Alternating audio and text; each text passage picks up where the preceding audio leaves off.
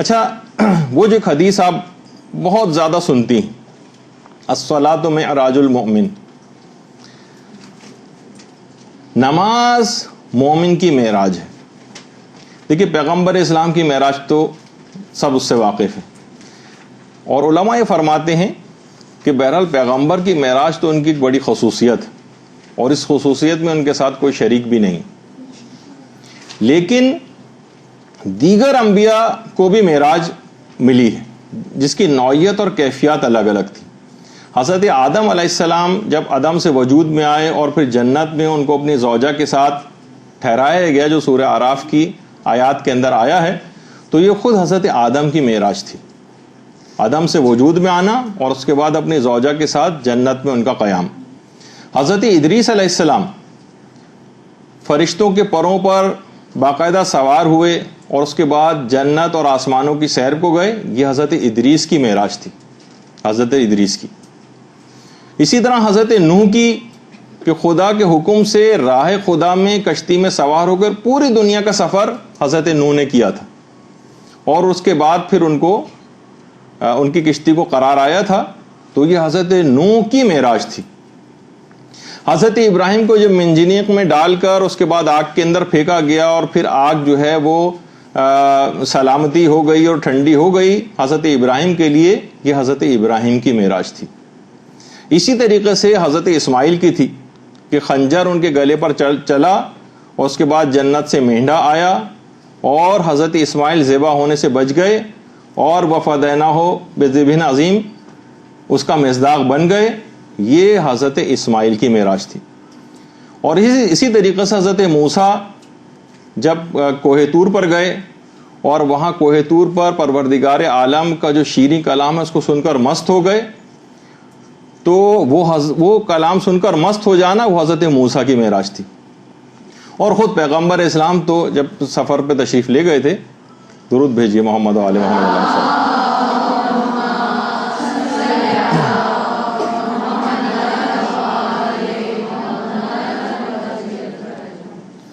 اور قاب قوسین اور او ادنا کی جو ہے منزل کے اوپر پہنچ گئے تھے، تو وہ پیغمبر اسلام کی معراج تھی۔ اسی طریقے سے بندہ مومن کی بھی ایک معراج ہے جس کا نام نماز ہے، نماز۔ اچھا، اب امام خمینی ایک جملہ بہت بہترین ارشاد فرماتے تھے، کہتے تھے کہ نمازوں میں 1,24,000 انبیاء اور ائمہ، ان کی نمازوں کا عرفان وہ آپ کی نماز میں بھی آ سکتا ہے۔ اگر آپ اول وقت میں اگر نمازیں پڑھیں تو آپ اس عرفان کے سلسلے سے متصل ہو جاتے ہیں، یعنی جس طریقے سے 1,24,000 انبیاء نمازیں پڑھتے رہیں اور پیغمبر اسلام اور ائمہ اطہار نماز پڑھتے رہیں، تو جس وقت آپ نماز پڑھتی ہیں نا، جس طریقے سے دیکھیے جس جگہ ڈھلان ہوتی ہے پانی بہتا ہوا وہیں پر آ جاتا ہے، تو کہہ رہے ہیں کہ آپ انبیاء اور ائمہ کے عرفان کے ساتھ نمازوں کے اوقات میں اپنے آپ کو منسلک کر لیتے ہیں، اور اسی وقت آپ کو بھی معراج ملتی ہے، جب بھی مومن کی معراج کہا گیا ہے اس کو۔ تو دیکھیے جماعت کی نماز کا بھی یہی فلسفہ بیان کیا گیا ہے کہ انسان جس وقت نماز جماعت پڑھ رہا ہوتا ہے، تو دیکھیے اکیلا اور فرادہ انسان نماز پڑھتا ہے تو خشوع و خضوع بھی کم ہوتا ہے، شرائط بھی کم ہوتی ہیں، توجہ بھی اس کی نہیں ہوتی ہے، لیکن اگر نماز جماعت پڑھتا ہے اور یہ سب چیزیں مفقود بھی ہو جائیں، تب بھی اس جماعت کی نماز کی وجہ سے تمام کمیاں پوری ہو جاتی ہیں۔ یہ آیت اللہ ابو الحسن اصفہانی ہیں کہ جو نماز جماعت پڑھا رہے ہیں، جو آپ کے سامنے تصویر، کہ خود قبرستان کے اندر جاتے تھے اور وہاں جا کر امام زمانہ علیہ السلام سے ملاقات کر لیا کرتے تھے۔ اللہم صلی علی محمد و آل محمد۔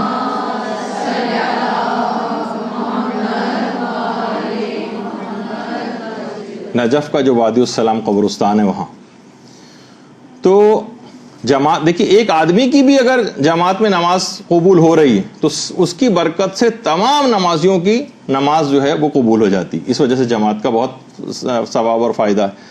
اور جو بھی شخص اول وقت نماز پڑھتا ہے اس کی تو یقینی بات ہے کہ اس کی نماز تو ضرور قبول ہونی ہے۔ وجہ اس کی علماء یہ بیان کرتے ہیں کہ دیکھیے امام زمانہ علیہ الصلوۃ والسلام، اللہم صلی علی محمد،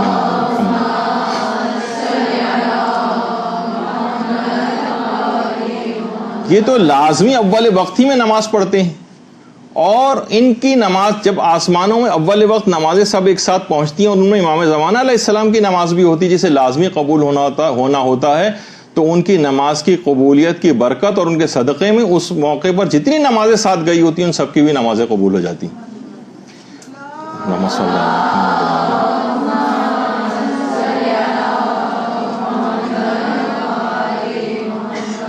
اچھا، یہ جو نماز مومن کی معراج ہے، یہ جو حدیث ہے، اس کو تھوڑا سا سمجھنے کی ضرورت ہے۔ آغا محسن قرطی نے اس کی کافی اچھی تشریح کی ہے، اور اس کے علاوہ آغا حسین دیلمی نے اس حدیث کی بہت اچھی تشریح کی ہے، جو دونوں ملا کے میں آپ کے سامنے پیش کر رہا ہوں۔ انہوں نے کہا کہ جو نماز مومن کی معراج ہے، تو نماز جس طریقے سے مومن کو ایک عروج اور بلندی کی طرف لے کے جاتی ہے، اس کی مثال جہاز سے دی جا سکتی ہے، جہاز سے۔ اور کہا کہ دیکھیے جہاز بھی ہمارے جسم کو بلندی اور علو کی طرف لے جاتا ہے۔ یہ فرماتے ہیں کہ دیکھیے دنیا میں انسان کی جو پرواز کا وسیلہ ہے، ہمارے جسم کی پرواز کا، وہ جہاز ہے،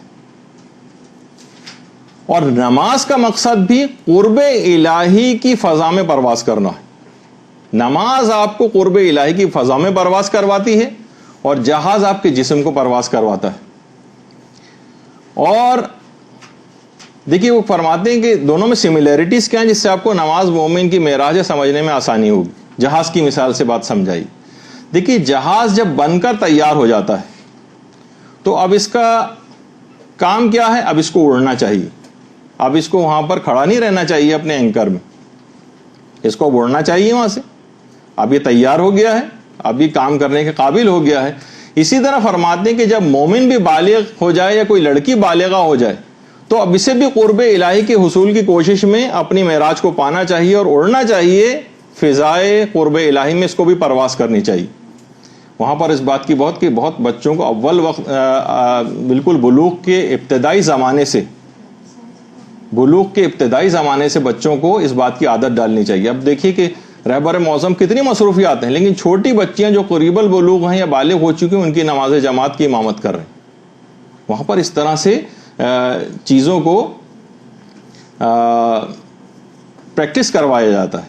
اچھا، اسی طرح سے علماء ایک مثال بھی دیتے ہیں کہ جس وقت دیکھیے جہاز جب پرواز کرنا چاہتا ہے نا تو اس کو صاف ستھرا طاقتور پیٹرول چاہیے ہوتا ہے۔ اگر آپ موٹر سائیکل والا جو پیٹرول جہاز کے ٹنکی کے اندر ڈال دیں گے کبھی پرواز ہی نہیں کر سکے گا۔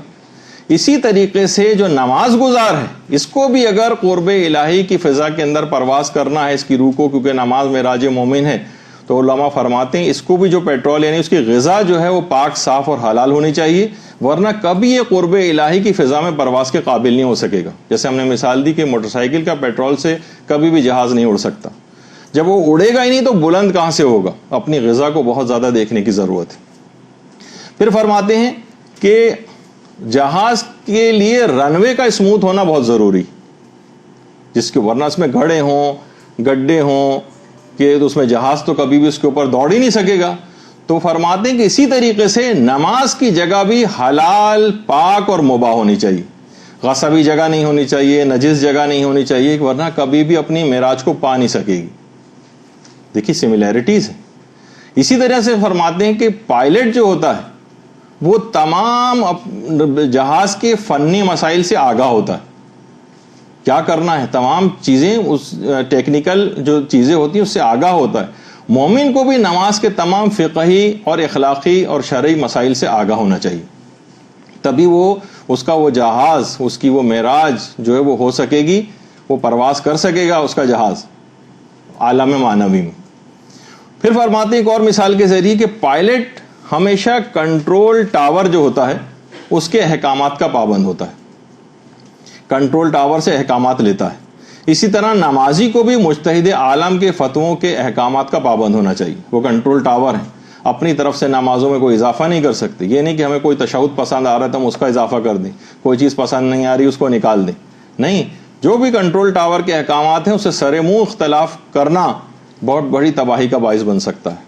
نمازیں اس سے باطل ہو سکتی ہیں آپ کی۔ آپ کو دیکھنا پڑے گا کہ لوگوں کی چیخ و پکار یا کسی بھی طور پہ انحرافی افکار کو پھیلانے والے کنٹرول ٹاور کے علاوہ کسی اور جگہ سے انٹرسپٹ کر کے آپ کو احکامات نہ دینا شروع ہو جائیں۔ اچھا، اسی طرح سے دیکھیے یہ بھی مثال دی جاتی ہے کہ جتنی عمدہ ایئر لائن ہوگی پرواز اتنی اچھی ہوگی، اور جتنی خراب ایئر لائن ہوگی، نام میں نہیں لوں گا ورنہ فوراً آپ ویسے پہچان گئی ہوں گی، تو اتنی پرواز اس کی عموماً خراب رہے گی، ایمرجنسی لینڈنگز کرنا پڑیں گی اس کے لیے۔ جتنی عمدہ پرواز چاہیے اتنی عمدہ ایئر لائن کا انتخاب کیا جاتا ہے۔ تو مومن بھی جتنا متقی و پرہیزگار ہوگا اتنا ہی اس کی نماز کی معراج بلندی کے اوپر اتنی ہی اس کی نماز جا سکے گی، یعنی جتنا اچھا مومن ہوگا اتنی اچھی اس کی نماز اس کے مطابق ہوگی۔ فاسق و فاجر مومن ہوگا تو نماز کی کیفیت بھی بس ویسی ہی ہوگی جو اس ایئر لائن کی جو آپ کے دماغ میں۔ اچھا، اسی طریقے سے دیکھیے جہاز جس وقت اڑتا ہے تو ٹیک آف سے پہلے کچھ ٹیکسی کرتا ہے، ایسا تو نہیں کھڑے کھڑے جہاز ایک دم سے ہوا میں اڑ جائے، یعنی زمین پہ دوڑتا ہے، پہلے آہستہ آہستہ ہوتا ہے، پھر اسپیڈ بڑھتی ہے، پھر یہاں تک ہوتا ہوتا ایک دم سے فضا کے اندر بلند ہو جاتا ہے۔ اسی طریقے سے نماز جو مومن کی معراج ہے، پہلے مقدمات نماز ہے، پہلے اس کو وضو کرنا پڑتا ہے، نماز کی تیاری ابھی آہستہ آہستہ چلنا شروع ہوا۔ یہ آیت اللہ خوئی مرحوم ہے جو کہ وضو کر رہے ہیں، اور علماء دیکھیے اس میں ایک چیز اور بھی ہے کہ برتن وغیرہ کے اندر وضو کا ایک فائدہ ہوتا ہے کہ اس میں پانی کم ضائع ہوتا ہے۔ ہم لوگ بیسن وغیرہ کے اندر سامنے کھڑے ہو کے جو وضو کر رہے ہوتے ہیں تو مسلسل پانی بہ رہا ہوتا ہے، مسلسل پانی بہ رہا ہوتا ہے، تو یہ اتنی اچھی بات نہیں ہے۔ وضو کے جب مسائل بیان ہوتے اس وقت کافی تفصیل سے اس بات پہ بحث ہوئی تھی۔ برتن میں اگر لے کر وضو کرتے ہیں نا تو اس سے بہت سارے مستحبات پہ بھی عمل ہو جاتا ہے اور پانی بھی کم خرچ ہوتا ہے۔ تو ابھی مانوی فضا کے اندر پرواز کرنا، لیکن فوراً نہیں اڑ جانا کہ ہم فوراً بھاگتے ہوئے گئے اور ایک دم سے اللہ اکبر کہہ کے نماز شروع کر دی، نہیں، اس سے پہلے وضو ہے، اس سے پہلے جو ہے وہ اذان و اقامت ہے، کچھ مستحب دعائیں ہیں، کچھ ٹھہرا جاتا ہے، کچھ مستحبات کے اندر مشغول ہوا جاتا ہے۔ جس طریقے سے جہاز فوراً نہیں اڑ جاتا اسی طریقے سے نماز کا بھی مسئلہ ہے۔ اچھا دیکھیے، جس وقت جہاز ٹیک آف کر رہا ہوتا ہے اور ابھی اڑ رہا ہوتا ہے اس وقت اس کے انجنز کے اوپر بہت زیادہ لوڈ پڑتا ہے، بہت طاقت چاہیے ہوتی کہ جب یہ اڑ جاتا ہے اور فضا کے اندر ایک اسموتھ فلائٹ ہو جاتی ہے پھر اس کے انجنز پہ اتنا زور نہیں پڑتا۔ اسی طرح سے جس وقت آپ نماز شروع کرنے والی ہوتی تو اس وقت آپ کو بہت طاقت لگانا پڑتی، شیطانی وسواس آ رہے ہوتے ہیں، شیطان چاہتا ہے کہ ٹال دو، ترک کر دو، آخری وقت میں پڑھ لینا، خواہش نفس، نیند آ رہی ہے، ابھی سستی آ رہی ہے، ابھی کھانا کھایا ہے، تو کاہلی ہو رہی ہے، لاپرواہی ہو رہی ہے، اس سے اپنا پیچھا چھڑانا ہے۔ پیچھا چھڑانے کے لیے بہت طاقت چاہیے، جس طرح جہاز کو ٹیک آف کرتے وقت طاقت چاہیے ہوتی۔ لیکن ایک دفعہ بس آپ کھڑے ہو گئے، آپ نے شیطان کو شکست دے دی اور نماز میں مشغول ہو گئے، اب آسانی کے ساتھ پھر نماز پڑھ لی جاتی۔ مصلی پر آ گئے، بس اب آپ نے اچھا خاصا کام کر لیا، اب اس کے بعد زیادہ پریشانی آپ کو نہیں ہوتی۔ ادھر آپ نے اعوذ باللہ من الشیطان الرجیم یا بسم اللہ الرحمن الرحیم تکبیرۃ الاحرام کہہ کے نماز شروع کی، اور وہیں آپ کے لیے سہولت اور آسانی، گویا فلائٹ اسٹیبل ہو گئی۔ دیکھیے فلائٹ کے اندر ہر چیز کی بڑی کیلکولیشنز ہوتی ہیں اور ٹائمنگ کی بڑی اہمیت ہوتی ہے۔ جو کام پہلے کرنا ہے اسے بعد میں نہیں کر سکتے، جو کام بعد میں کرنے ہیں اس کو پہلے نہیں انجام دے سکتے۔ اسی طریقے سے نماز بھی اگر 1 منٹ پہلے آپ پڑھ لیں گے تب بھی نماز باطل ہو جائے گی، وقت کے بعد قضا ہونے کے بعد پڑھیں گے تب بھی آپ گناہگار ہو جائیں گے۔ یعنی ہر چیز جس طرح سے جہاز میں کیلکولیٹڈ اور ٹائمنگز کے ساتھ ہوتی، اسی طریقے سے نمازوں کا بھی مسئلہ ہے۔ اور دیکھیے یہ بھی علماء نے بہت اچھی بات کہی کہ دیکھیے کامیاب فلائٹ اسی وقت کہا جا سکتا ہے کسی فلائٹ کو جب وہ صحیح و سالم تمام خطرات سے کراس کرتے ہوئے سیفلی لینڈ کر جائے، اسے کہا جاتا ہے کہ کامیاب فلائٹ تھی۔ نماز بھی ہماری اسی وقت قیمتی ہوگی جب یہ کسی بھی آفت کے بغیر، کسی بھول چوک کے بغیر، کسی خشوع و خضوع میں کمی کے بغیر، یہ اگر اچھے طریقے سے نماز آپ نے اختتام پذیر کر دی ہے تب یہ کہا جائے گا کہ آپ نے صحیح طور پر معراج مومن کی اس روایت کے اوپر عمل کرتے ہوئے بلندی تک نماز کو لے کے گئے، اور پھر اختتام اس کا بالکل سیف اینڈ ساؤنڈ طریقے سے آپ نے کر دیا، کوئی مکروہات نہیں ہوئے، کوئی مبتلات نہیں ہوئے، گویا فلائٹ جو تھی نماز کی وہ سیفلی لینڈ کر گئی۔ اسی طریقے سے دیکھیے پائلٹ کے لیے ضروری ہے، علماء فرماتے ہیں کہ کنٹرول ٹاور کے احکامات کی زبان سے واقف ہو۔ کتنی ایئر کریش انویسٹیگیشنز وغیرہ کے جو پروگرام ٹی وی کے اوپر آتے ہیں اس میں کتنی ایئر کریش ایسے دکھائے گئے ہیں کہ جو جہاز کے پائلٹ تھے وہ کنٹرول ٹاور کی زبان سے صحیح طور پر واقف نہیں تھے، صحیح واقف نہیں تھے، تو اس کے نتیجے میں وہ احکامات کو صحیح طور پر سمجھ نہیں سکے اور وہ ان کو نقصان اٹھانا پڑا، جہاز کریش ہو گئے۔ اسی طریقے سے اس نماز کی جو فلائٹ ہے اس کی بھی ایک خاص لینگویج ہے، وہ عربی، صحیح تلفظ ہونا چاہیے، صحیح تجوید ہونی چاہیے، آپ کو مختلف چیزیں پتہ ہونی چاہیے، یہ نہیں کہ نماز عربی میں اور آپ اردو کے اندر طریقے سے اس کو پڑھ رہی ہیں۔ یا جیسے وہ تھا مصطفیٰ کمال اتا ترک کہ جس نے پوری نماز کو ترکی میں کرنے کی ترکیب کی تھی. پوری نماز باطل ہو جائے گی اگر کسی نے اس انداز سے اس طریقہ کار کو اختیار کیا. پھر علماء فرماتے ہیں کہ دیکھیے جتنا جہاز فضا کے اندر بلند ہوتا جاتا ہے اتنی ہی دنیا اس کے سامنے چھوٹی ہوتی چلی جاتی ہے. دیکھو اتنی بڑی بڑی عمارتیں بھی اتنی چھوٹی چھوٹی نظر آنے لگتی ہیں. اسی طرح سے قلب نمازی ہے وہ جتنا خدا کی طرف متوجہ ہوتا جاتا ہے دنیا اور اہل دنیا اس کی نگاہ میں اتنے ہی حقیر ہوتے چلے جاتے ہیں. آیت اللہ جواد انصاری حمدانی جن اپنی نمازوں میں خشوع و خضوع کے اندر بہت مشہور تھے. تو جتنا خدا کی طرف متوجہ ہوگا نمازی کا دل اتنا ہی دنیا اس کی نگاہ میں حقیر ہو جائے گی. جس طریقے سے جہاز جتنا بلند ہوتا ہے عمارتیں اور دنیا اتنی چھوٹی نظر آتی. دیکھیے پائلٹ کے لیے علماء نے فرمایا بہت ضروری ہے کہ اس کی ٹریننگ صحیح ہو, ایویشن کے ایسے اداروں کے اندر صحیح انہوں نے جو ہے تعلیم حاصل کی ہو, اچھے استاد سے, اچھے معلم سے, اچھے کالجز سے انہوں نے پڑھا ہوا ہو تو وہ اچھے پائلٹ بن سکتے ہیں. اسی طریقے سے جو نماز گزار ہے اس کو بھی اپنے کسی اچھے استاد سے, کسی اچھے رہنما سے, کسی اچھے مدرسے سے باقاعدہ نماز کے مسائل کو, اس کے اخلاقیات کو, اس کو قبول کروانے والی چیزوں کی معرفت حاصل کرنی چاہیے. یہ ہمارے استاد محترم مولانا صادق حسن صاحب قبلہ یعنی نمازوں کے بھی اعتبار سے اور دیگر مسائل فقہ کے اعتبار سے کتنا عظیم و شان کام ان کا ہے کہ جس کو رشک آتا ہے دیکھ کے کہ مسائل نماز کی خاص طور پر کراچی میں, دیگر کچھ اور علماء نے بھی اچھا سلسلے میں کام کیا یقیناً, لیکن ان کی خصوصیت کوئی الگ اور نمایاں ہی ہے کہ مسائل فقہ کے اعتبار سے اتنا زیادہ کام ان کا جو ہے وہ نظر آتا ہے. تو اسی طرح سے کہ پائلٹ کے لیے دیکھیے یہ بات بھی ضروری ہے کہ اس کا دماغ, اس کا ذہن بہت الرٹ ہونا چاہیے. وہ غافل ہو جائے, پائلٹ بے ہوش ہو جائے, جہاز سے گر پڑے. تھوڑے دن پہلے پائلٹ صاحب لینڈ کرنے کے بعد پتہ چلا ابھی شاید لینڈ بھی نہیں ہوئی تھی کہ کیبن سے باہر نکلے اسی وقت بے ہوش ہو کے گر پڑے تھے. تو اس سے بہت مسائل جو ہے وہ جہاز کے اندر ہو سکتے ہیں. تو اس کے لیے ضروری ہے کہ جو بھی پائلٹ ہے وہ بالکل الرٹ اور ہوشیار ہونا چاہیے. اسی طریقے سے ورنہ نقصان ہوگا. بے پرواہ جو نمازی ہیں جو مسائل نماز سے بالکل بے پرواہ ہیں, نہ ان کو یہ پتہ ہے کہ ہمارا کوئی بال تو نہیں نظر آ رہا خواتین میں سے, تو ایک بال بھی نظر آ رہا ہو تو نماز باطل ہو جاتی ہے. لباس ان کا کس طرح کا ہونا چاہیے, بس جیسا تیسا نماز پڑھنی, چاہے بال نظر آ رہے ہوں چاہے لباس نامناسب ہو, کوئی مسائل نماز وغیرہ کی پرواہ نہ ہو, ان کی بھی نماز باطل ہو جائے گی. ایسا نہیں, اس کو الرٹ ہونا چاہیے اپنے آپ کو. باقاعدہ جب ہم اگلی کلاس ہوگی اس کے اندر نماز کی تیاری کیسے کریں اس پہ جب گفتگو ہوگی تو اس میں آپ دیکھیں گی بہت ساری چیزیں. آپ کو باقاعدہ آئینے کے سامنے کھڑے ہو کے اپنے حجاب, پردہ, ایک ایک بال کو دیکھنا ہوگا کہ کہیں ایسا تو نہیں ہے کہ میری نماز اس سے خراب ہو جائے. اسی طریقے سے علماء فرماتے ہیں کہ جہاز کو پرواز کے لیے 2 پروں کی ضرورت ہوتی. ایک پر بھی اگر اس کا خراب ہو جائے تو جہاز جو ہے کریش کر جائے گا, گر جائے گا. اسی طرح معراج یہ مومن جو ہے نماز, اس کو بھی معنوی فضا کے اندر پرواز کرنے کے لیے اس کے بھی 2 پر ضروری ہیں, ایمان اور عمل صالح. ان میں سے اگر ایک چیز بھی کم ہے, ایک چیز بھی اگر کم ہے, بہت سے لوگ ہوتے ہیں کہ جناب فقط نمازوں کے اندر لگے ہوئے, عمل صالح سے لوگوں کی کوئی پرواہ نہیں کر رہے, کچھ اور چیزوں کے اندر حصہ نہیں لے رہے, بس نمازوں پہ نمازیں پڑھے جا رہے ہیں. ان کی بھی یہ بھی صحیح طور پہ پرواز نہیں کر سکے گی ان کی نماز. اسی طریقے سے بہت سارے ایسے ہیں جو عمل صالح میں لگے ہوئے ہیں لیکن نماز سے غافل ہیں. کتنے ایسے ہیں کہ گلوکار کا تو میں نے خود ٹی وی پہ اپنے کانوں سے سنا کہ بھائی دیکھیے زلزلہ زدگان کے حوالے سے میں بہت ہمدردی دل میں آئی اور میں بہت چیریٹی کے لیے کام کرتا ہوں, لیکن واضح طور پر بتا دوں میں نماز نہیں پڑھتا ہوں. یہ ٹی وی پہ کہا ہے انہوں نے, گلوکار نے. تو ان کی بھی نا یہ بھی کسی معنوی فضا کے قابل نہیں ہے. بھائی وہ کون سی نماز ہے کہ جو کہ حقوق العباد اور دیگر لوگوں سے یا دیگر عمل صالح جو ہے جو ایمان اور عمل صالح دونوں کی ضرورت پیش آتی, ان میں سے کوئی سی بھی ایک چیز کم ہو جائے, یا حقوق اللہ یا حقوق العباد, یہ بھی جہاز کے 2 پر سمجھے جا سکتے ہیں. اچھا پھر یہ بھی علماء نے کہا کہ دیکھیے جہازوں سے کیا ہوتا ہے, سفر سمٹ جاتے ہیں, انسان جلد اپنی منزل پر پہنچ جاتا ہے, دنوں کے سفر گھنٹوں کے اندر طے ہو جاتے ہیں. اسی طریقے سے نماز بھی بہت جلد قرب پروردگار کے منزل پر انسان کو لے آتی ہے. ان نمازوں کے ذریعے بہت جلد قرب پروردگار حاصل ہوتا.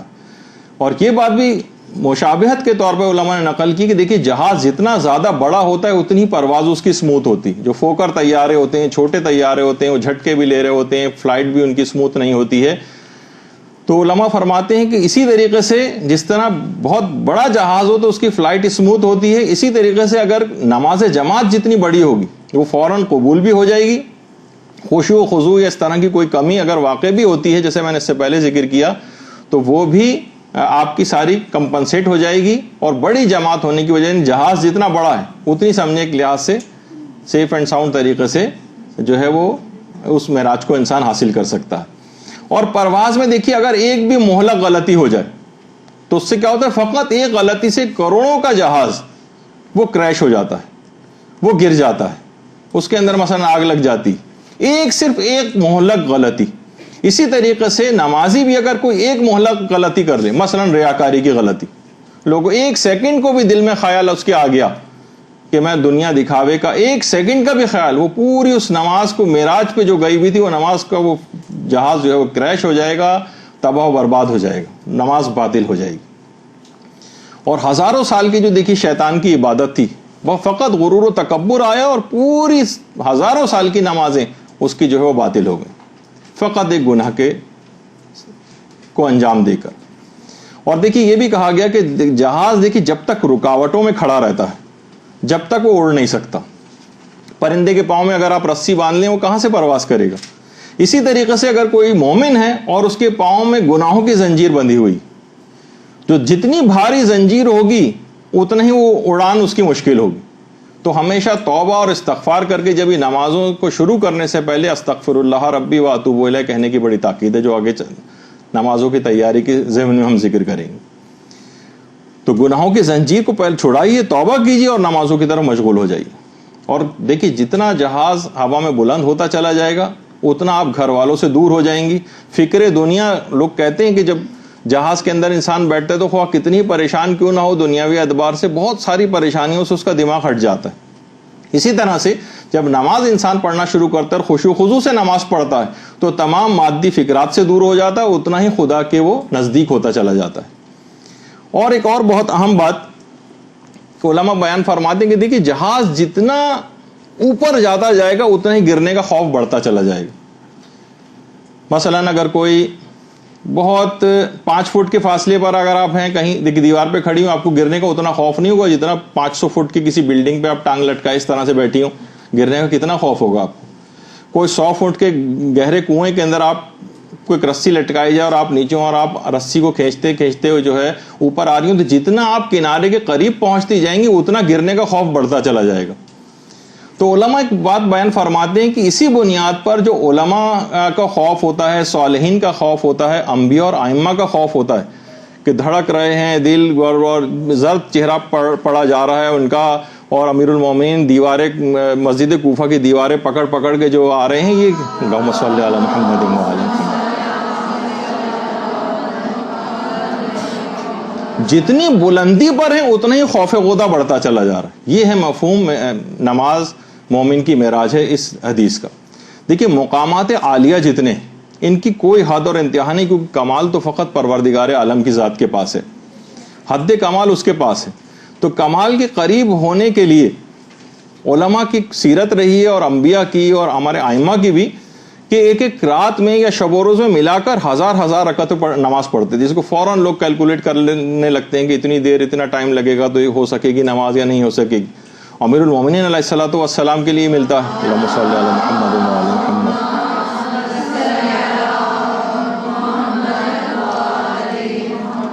امام حسین علیہ الصلوۃ والسلام کے لیے ملتا ہے، اللہم صلی علی محمد و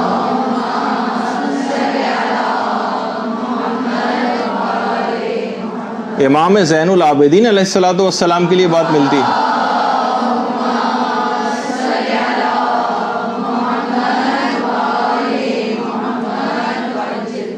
اور ائمہ میں سے ہمارے 8ویں امام امام علی رضا علیہ الصلوۃ والسلام کے لیے ملتی ہے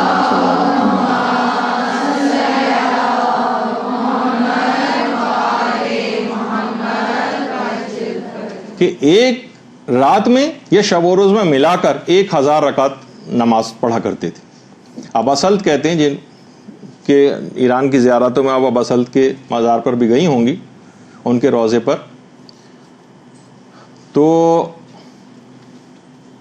8ویں امام قید خانے میں تھے، تو ابا سلط جب ملنے کے لیے گئے تو داروغہ زندان نے کہا کہ میں آپ کو ملوا تو سکتا ہوں امام سے، لیکن میں کس وقت ملواؤں؟